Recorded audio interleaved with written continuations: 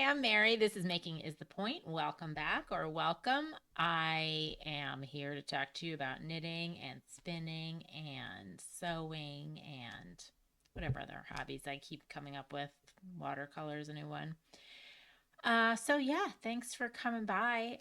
Making is the point because that's what I like to focus on, not necessarily finished products and churning out stuff, but enjoying art and the whole process of it. So thanks again. And today I'm wearing the Rocket Tee by Tee-Tanis Lavallee. I made this out of Acorn and Oak-Sumptuous. The colors are Eddy and Rose Gold. Cute little summer pattern. And yeah, it's, nothing too crazy, but I like it. Just made this at the beginning of the summer. So I think I only have one finished object since last time, but it was the beast that was this Intarsia Nougat, and this is by Aimée Gille, or Aimée, from La Bien Aimée, a yarn company that is well loved in the community. So I talked about this last time, all this crazy Intarsia stuff. So I finished this, and it's very pretty and very soft because there's a lot of different mohair, and one of them is actually a suri alpaca in this. So I used Camper-Oatmeal Heather held with whatever, there's three different mohairs and one suri alpaca that I had in my stash. And then the last episode, I went into the whole process of how you kind of deal with Intarsia.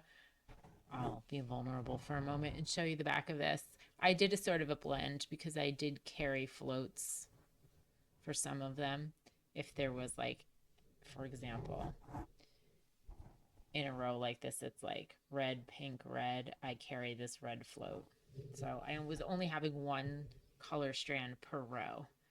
But in the pattern, you would have separate for every single square, so you're not carrying anything.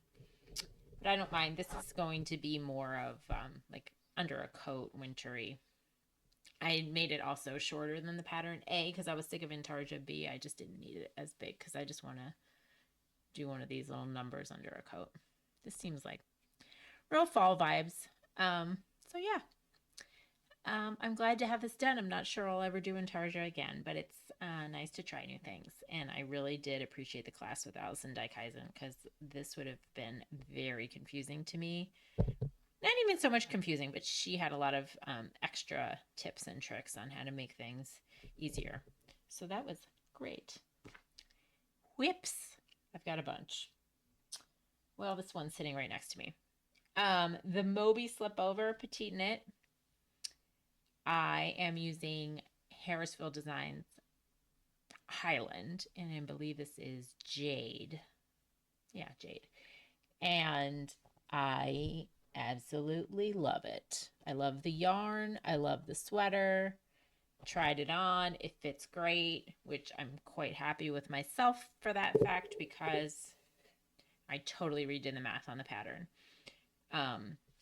There are in the pattern 4 repeats of this, and after I figured out what my size was based on my swatch, I realized the best way to take out extra stitches was by eliminating one of these repeats because I needed less than even the smallest size in the pattern. So that was a little tricky. Or it was for me at the beginning. So then when I figured out the math and taking out one of those, it worked out.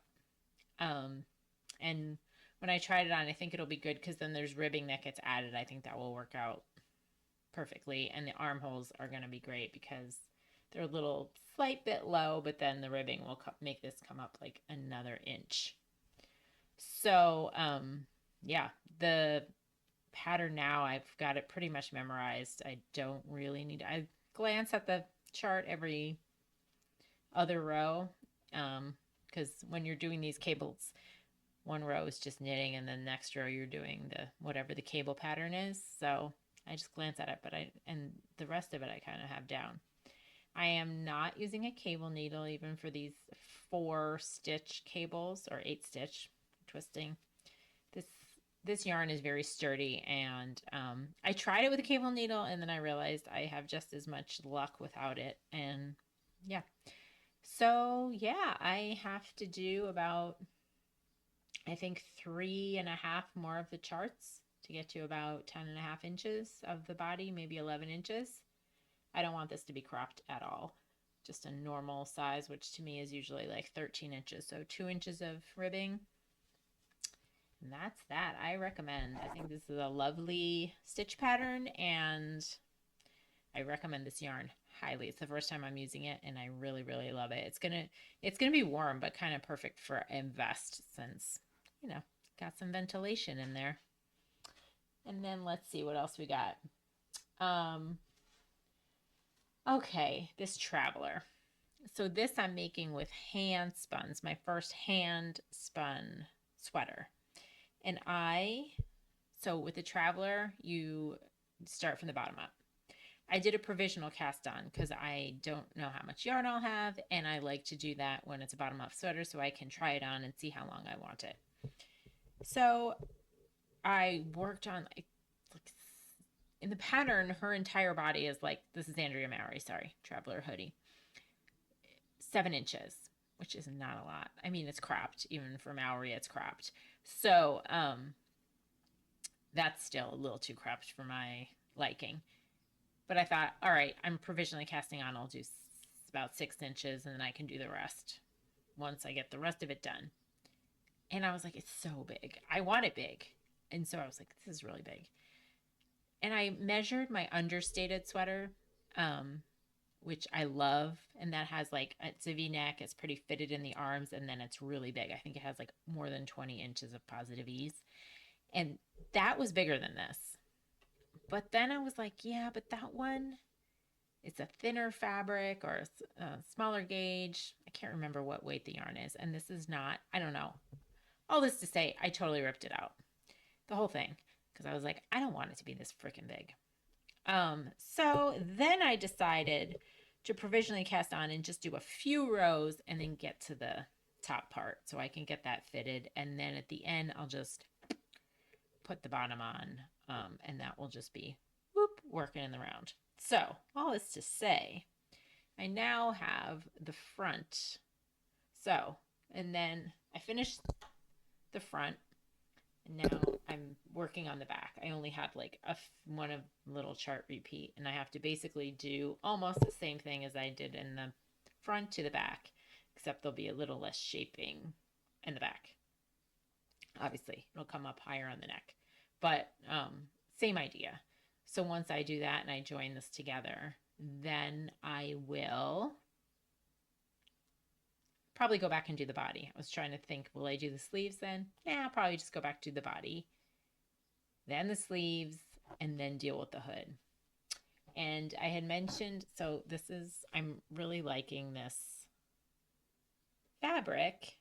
This was Nest Fibers, a lot of their club colors. I was in their monthly club, and it was a lot of colors I don't typically wear. So I just like mixed them all together. I have a short that goes through that whole process.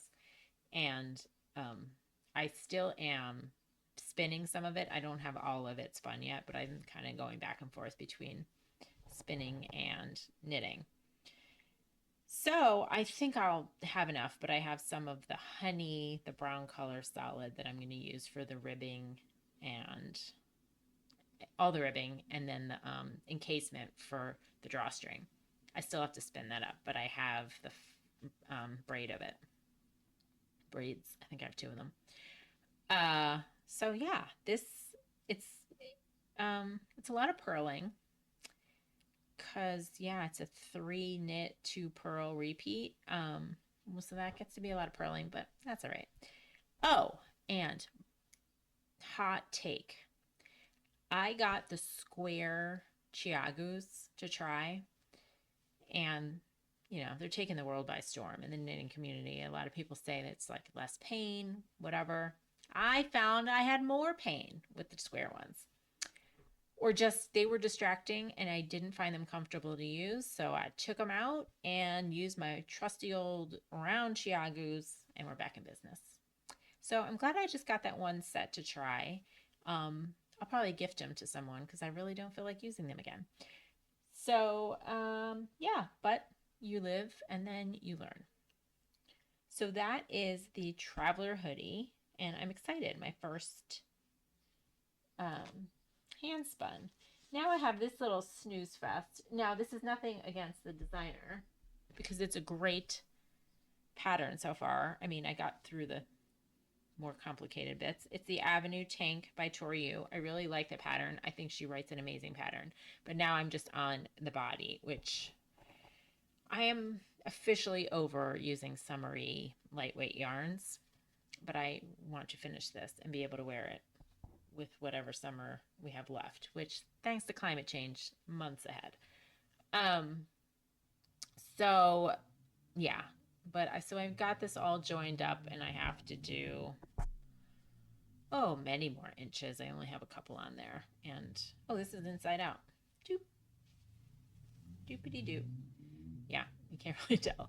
I think this will be real cute, but I was using this as like my on-the-go knitting, and then I remembered I don't really knit on the go that much, so as you can see, not much is happening. So that's that. And what am I? I'm using Apothofaery Linen Merino High Twist. Apothofaery, I got this at YarnCon in Chicago. Also, speaking of Chicago, as you might have noticed, the lighting in here sucks. Part of it is we rearranged the room. I got to figure that out. Lighting's bad. But also, it's because the Canadian wildfires are creating like an end time situation out here. I think for a lot of the country, but Chicago's air quality is terrible, and it's like a 70s sepia tone outside right now. It took the dog on a 5-minute walk, and it was nearly too long. We were both like, what the hell's going on out here? So that's not great. It's real dark and weird colored in here. So that's that.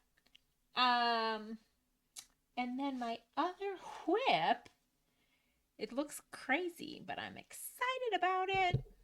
It's just like, I don't know why there's so many ends everywhere. This is the Lakes pullover, and this is where I'm using my first ever processed from fleece yarn that I made myself and dyed it myself using bus stick. We've talked about that, but so this is what I have so far. It's curling on up to the side. So obviously this is where your face goes. It's a saddle shoulder. So, I can talk about that. Also, different colors on the skein. Ask me if I care. No, I don't. Life is too short to really care. I dyed them all at once, and then part of it is because there was just darker bits of the fleece, and so there was a lot of gray in this one skein, and this other one I used next did not have any gray in it. I should have thought that through maybe and transitioned, but I don't care. So you start by making the squares. No, that's not a square.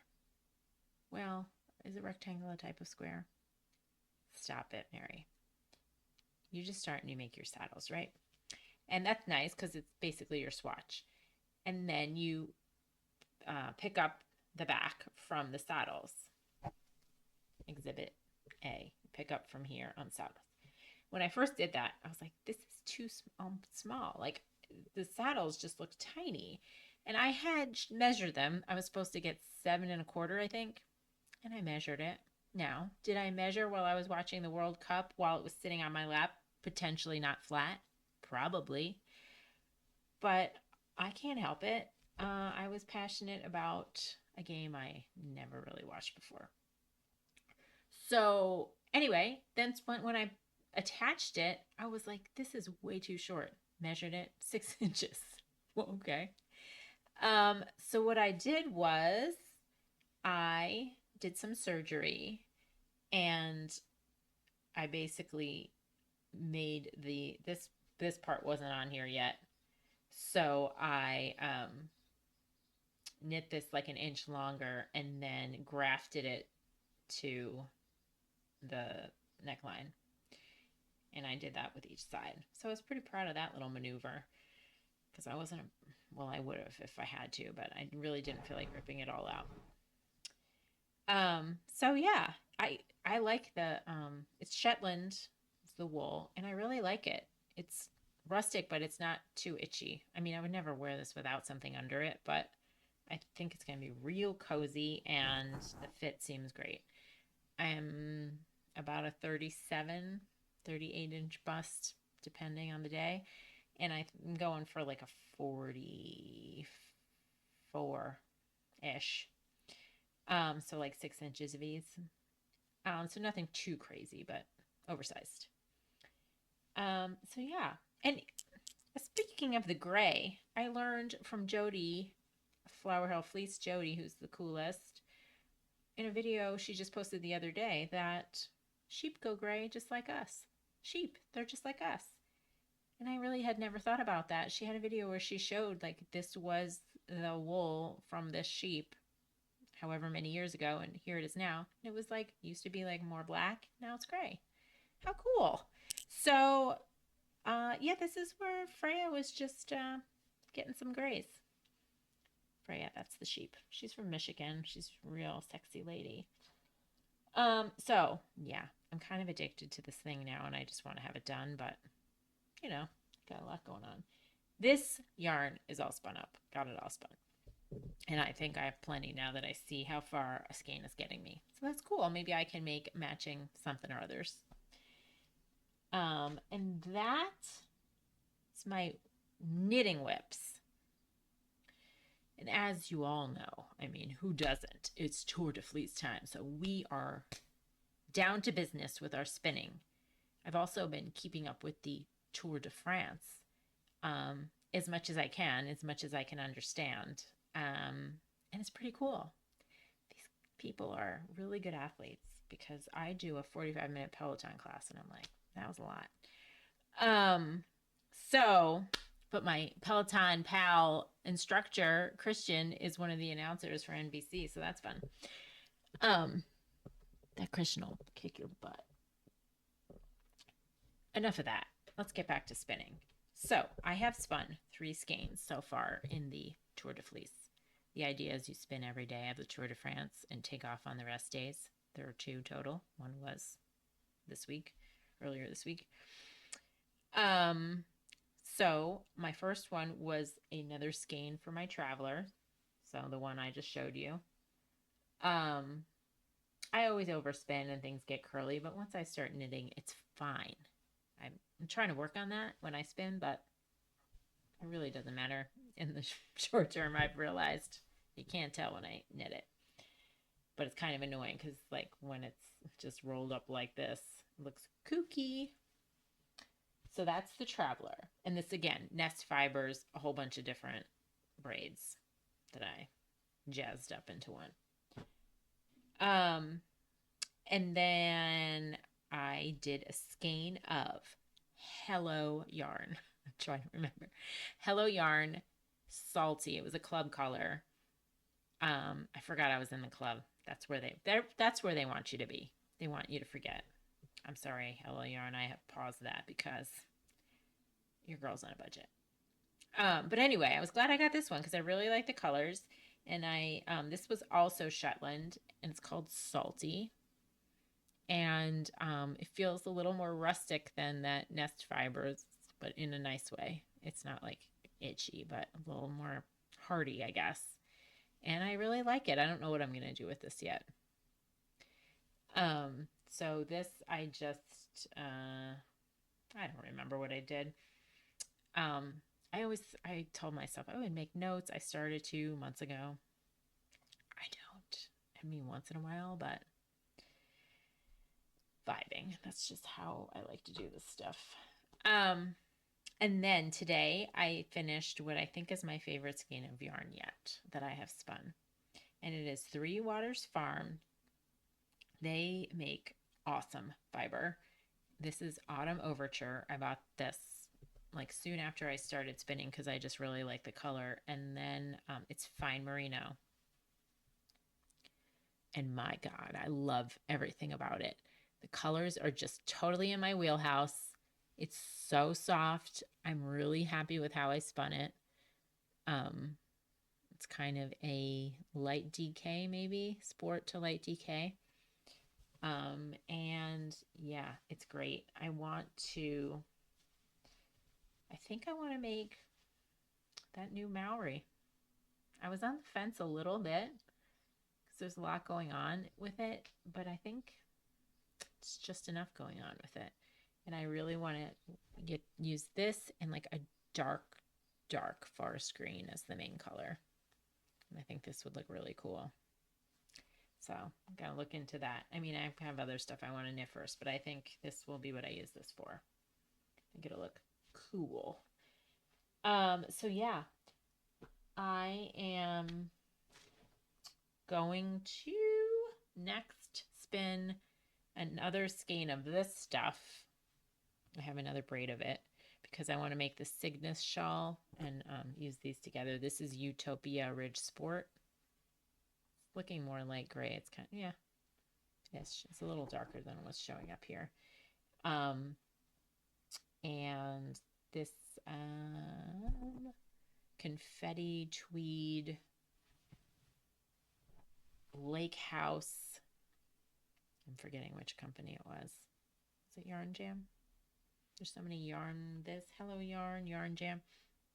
But so I think this will be one of my next cast-ons. Rachel at Table 10's making one. I just watched them this morning, and she was having troubles figuring out the size. I mean, it's the kind of thing where you can just make it as big as you want, but she made the pattern was way bigger than what hers was turning out to be. So I'm curious to see how that works out for me. I don't want it to be massive. I want it to be big enough, but I don't need a giant shawl. So I'll have 2 of these and that'll be plenty. And then I have like a lot of this. So that's that. Another cast on that I planned to do soon. I wrote it down so I wouldn't forget. Oh, another Flower Hill fleece. This is from Flower Hill Fleece. It is, I got it a while ago and I've been like wanting to find a one skein project for it. It's Shetland, homegrown apricot and butternut DK. Okay. And so I love it. There's like, you can see the little apricot bits in it. And Jody and her daughter have a new podcast, Mondays at the Mill on YouTube, and they talked about one skein projects, and their cobblestone mitts is a pattern that Jody designed, and it's real cute, and I plan to make them with this. You can go to their, if you go to and watch their podcast, they have a discount code, which I believe it's free for the whole summer. So their pattern. So yeah, that I'm excited about because I don't really have, I made my first thing I ever knit. Well, I had knit some scarves when I was like in college, but then when I got back to it in whatever year that was, 2017 or 18 or something. I know it was after 2016 because I missed the pussy hat phase, which I don't mind. Pink is not my color. Anyway, the first thing I knit in my intro to knitting class was little mitts because it was just like piece of fabric, stitch them together. But I was ready to throw them in the donation bin, and my boyfriend took them out, and he wears them sometimes when he's gardening. So that's great, but I think I could up my game on the fingerless mitt front and make these cobblestone mitts.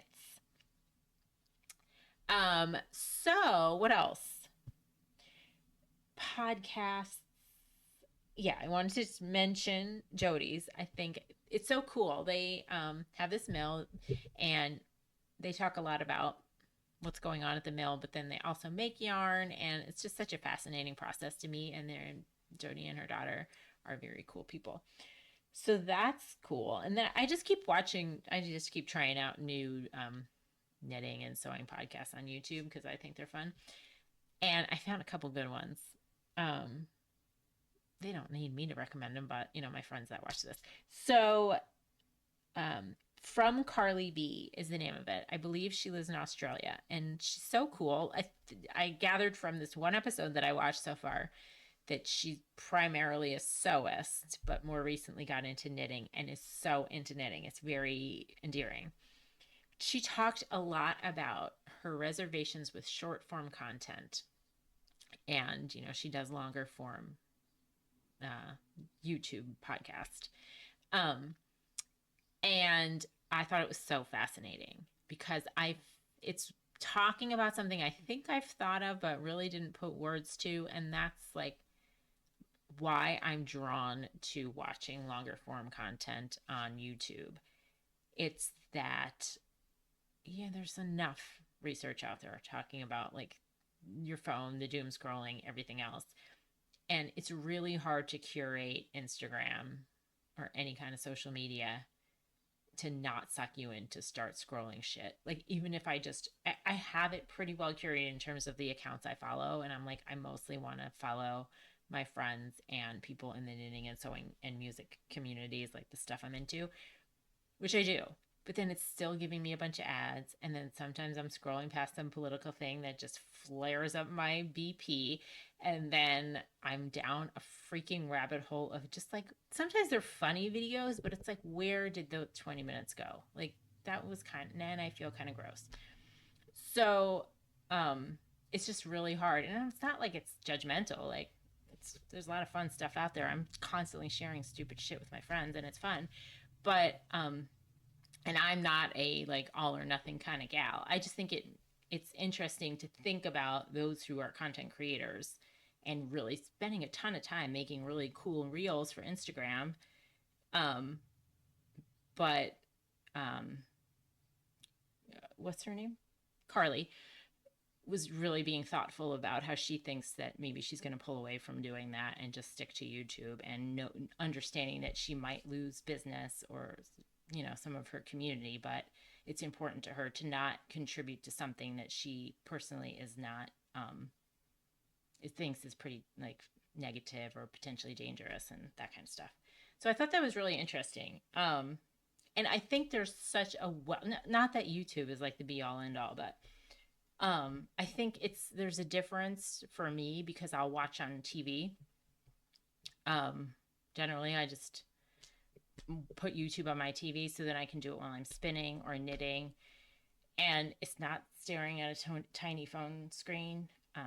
So there's just a different vibe to it, and it's not scrolling. That's the thing. I like sit down and very purposefully think, oh, it's Thursday morning, I'm going to turn on the Table 10 podcast.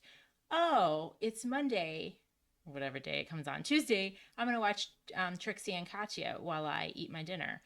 Because it's not just knitting that I like. There's other ones. Like I always watch the Handsome podcast every week, and I watch them on YouTube versus just listening because they're just funny. And now that they're on YouTube, there's like more visual humor and stuff like that.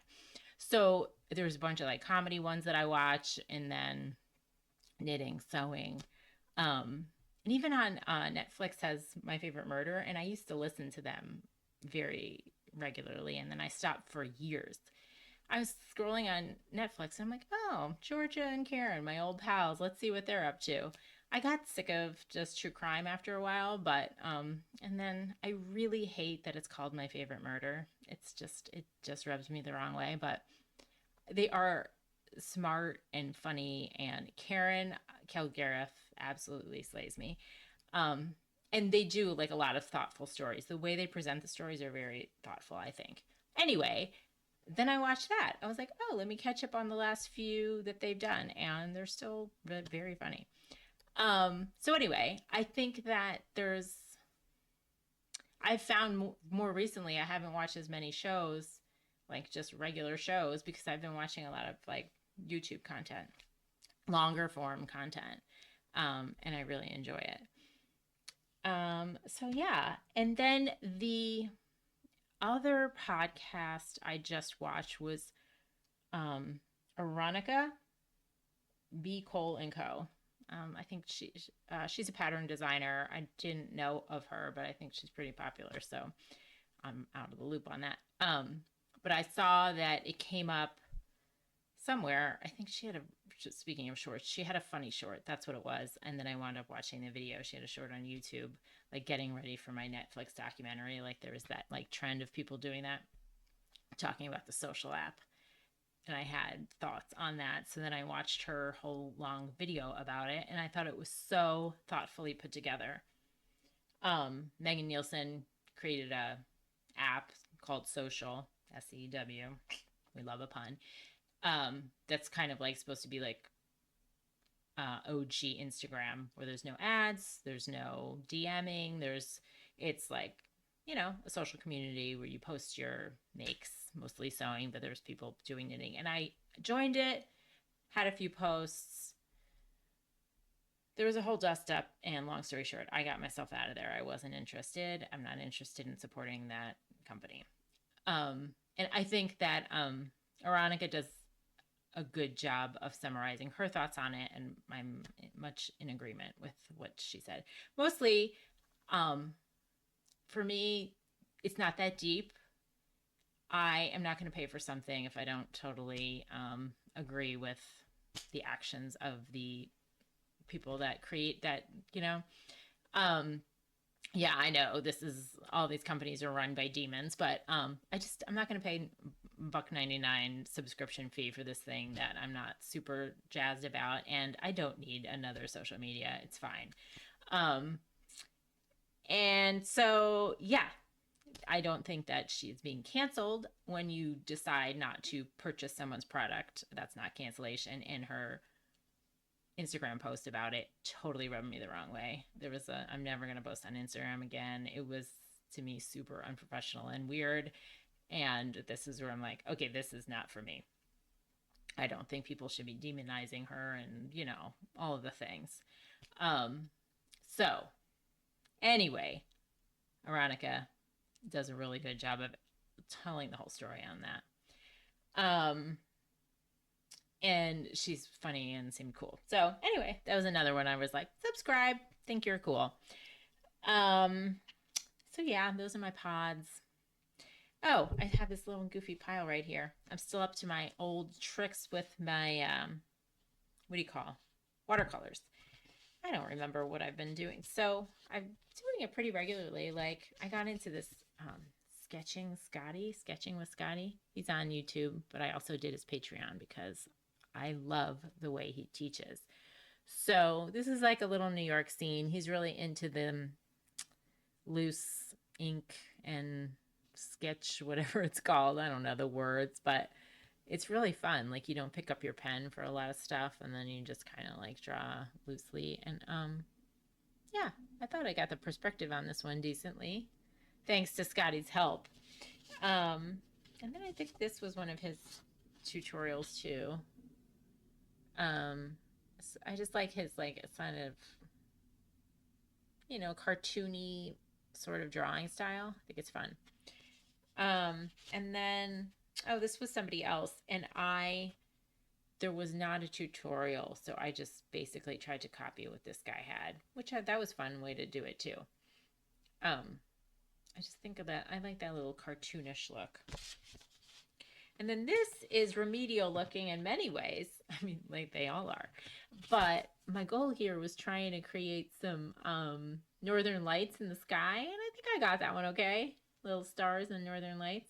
The tent looks like very one-dimensional, but some light from the tent in the water. You know, it's fun to try stuff. And I just did this one today. This was another one where there was no tutorial, so I just sort of copied a picture, and then the colors I just totally vibed.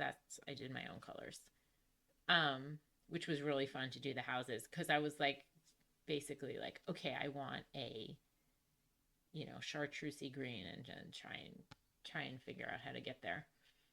But I thought I'm getting better at this guy. And shadows, check that out. Purple on the lighthouse, you know. So it's really fun. Playing with colors is so fun. It's very relaxing. Yeah. I am enjoying it. I want to take a for reals class in the fall. There's a little street in Chicago, not far from me, and they have classes. So I want to try and take one. What else? Reading. I finished the not the just Whistler by Ann Patchett. It's really one of the best books I've read in a while. Now the bar was a little low, but Whistler jumped right over it. The bar was low because they kept reading books that were just like a lot of plot and whatever. I think I bitched about this already. I very much enjoyed Whistler. It was a simple story about this woman reconnecting with her stepfather that was only married to her mom for a short time, but they had like an intense connection. And it was great. And now I'm reading Ghost Town by Tom Perrotta. A friend recommended it with like a caveat that it's not the best, most riveting book in the world, but that he thought I would like it because it takes place in the 70s in New Jersey, suburban New Jersey, which is where I grew up in the 70s. So yeah, I do like it so far. Everything's like a lot of familiar, nostalgic things, and I like the writing. So that's fun. And then I have a desire to revisit John Irving after I finish this book because some friends were talking about our favorite books of all time. Oh, it was in the Laura Allison party in the knitting community. I've mentioned there was a thread about our favorite books of all time. And one of my favorite books is A Prayer for Owen Meany by John Irving. But it made me think about the first John Irving book I ever read was Hotel New Hampshire. It was like the summer beach read, and I was probably way too young to be reading such a weird ass book, but I loved it. And I want to reread it and see if it holds up. I have an old, very broken in paperback copy, so I want to bust into that. Because John Irving books remind me like of summer reads. World According to Garp. Yeah. So that's what's next in my reading, and I'm gonna read James is our next book club pick. So I've had that on hold at the library forever. It was like I was like 700 in line, so I should check on that and maybe not. If not, I just buy it from like thrift books. TV. Greg and I just finally went back and finished Death by Lightning. It was just 4 parts, but we'd only watched the first one and then kind of put it in like, I don't know what's been going on. We've been busy. So I really like that. That's about the assassination of President Garfield. Again, I think I talked about it before. The acting's amazing. Love Island. I'm just glad it's done. I love when they have, I get why they wait so long to do a reunion, because like you need these people to like have something to talk about and live their lives and potentially break up. But by the time August is over, we've all forgotten who these people are and no one cares. This happened last year. I was like, you were everything to me in June and July, but now, I mean, I've moved on to the Real Housewives of Salt Lake City, so I don't know who you think you are. But anyway, they're done. I can't. One thing I did think was so weird, and it's been addressed, and I think Paige from the Giggly Squad really put it well. The use of the word lustful among these people, is this a weird generational thing, or we're going back in time? Like, he's really lustful, like it's a bad thing. I'm like, you're on Love Island, aren't you all supposed to be hooking up? Lustful, like as judgmental? Who cares? Like, yeah, you're all literally sitting around in your bathing suits all day long talking about your bodies and each other and who's hot. Isn't the point to lust after these people? If not, put on a fucking sweatshirt and read a book. I don't get it. Anyway, that's that. So now I hit play on The Ultimatum, and I want to be a casting director for one of these fucking shows. There's one dude, spoiler alert, that gets the boot at like, I don't know, early on, second episode, maybe the top beginning of the third. And it's like, yeah, why did you ever cast him? he's terrible. No, and they came up with a reason, like whatever, but I think it's probably because no one wanted to match with him because he is a 23-year-old child who is not attractive. And not physically he's fine, but like his personality is so unattractive. I'm sure they were all like, we can't be with this fool. Anyway, there's some couples on there that I think might have legs, that aren't the original. It's the dumbest. It's the dumbest plot in the whole world, that show. The lesbian one's pretty good, or the queer one. Did they have 2 seasons of that? Maybe they did. I just remember the one. Anyway, books, music. I saw a lot of live music last week because it was Square Roots in Chicago. It was my favorite festival of the year. My guitar class played at it, which was very, very fun. And then Hooray for the Riff Raff played, which is my new favorite band. I saw them at Fitzgerald's on Friday night. It was great. Fitzgerald's is a fantastic venue in Chicago.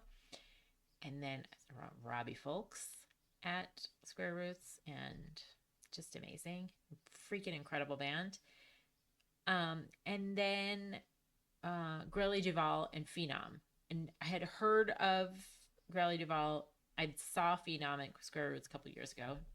2 women, super freaking talented, from Chicago, multi-instrumentalists, amazing voices. The woman sings Kate Bush better than Kate Bush can sing Kate Bush. Incredible. And then Grelly Duvall is this performer that sometimes does like drag shows like Grelly Duvall as Carly Simon or different people. Mostly performed as himself for this show. Phenom was with him. He occasionally did like light drag. Oh my God, so fun. It's like amazing dance party. I danced my ass off for like 5 hours between all those bands. It was really, really, really fun. So I definitely want to see Grelly Duvall again. And yeah, that was that. I think that's all my stuff for now. So I'm just going to get back to all my whips and my spinning. We're almost 2 weeks into this Tour de Fleece. I keep almost calling, or by almost actually calling the Tour de France the Tour de Fleece to people that are not in this community, and I sound like a fool. So anyway, Tour de Fleece, Tour de France, we've got it all. We've got a World Cup final that I don't care that much about, except that I want Spain to win because Argentina won already. They keep winning. Spain's an amazing country. Went there last year. Just great. So yeah, why not? But I was pulling for a bunch of other teams that got knocked out. Anyway, I hope you are breathing okay in this disgusting, weird air that we have, and enjoying summer as much as possible. And yeah, tell me what you're up to and what you're knitting and all the stuff. And I'll see you soon. Thanks a lot for tuning in. Like, comment, subscribe. Check out all those podcasts I talked about. And, start your own. I'm looking for things to watch. Okay, bye.